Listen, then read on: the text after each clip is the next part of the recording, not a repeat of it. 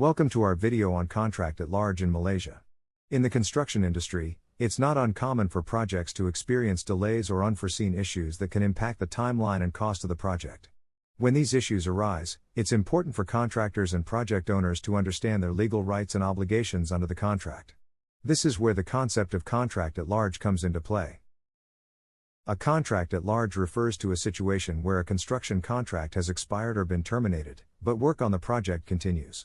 In Malaysia, the legal framework for construction contracts is governed by the Construction Industry Payment and Adjudication Act 2012, or CIPA, as well as other relevant laws and regulations. One common reason for a contract at large is a delay in project completion. This can happen for a variety of reasons, such as unexpected weather conditions, labor strikes, or problems with the supply chain.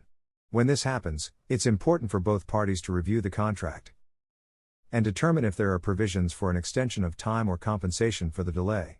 Another reason for a contract at large is utility obstruction issues. This can occur when there are unexpected problems with utilities, such as water or electricity, that prevent work from continuing on the project.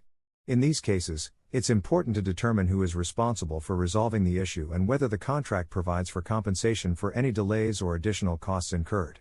Force majeure events, such as natural disasters or political unrest, can also lead to a contract at large. In these cases, it's important to review the contract and determine if there are provisions for delay or termination of the project due to force majeure events. It's also important to determine if there are provisions for compensation for any losses incurred as a result of the event.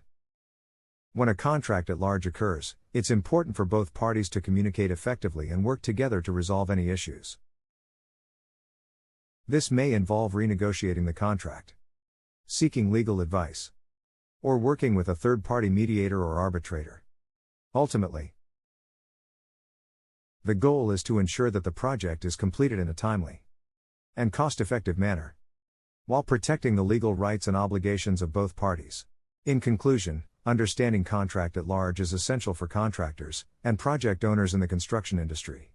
By understanding the legal framework and potential issues that can arise, both parties can work together to resolve any issues and ensure the successful completion of the project.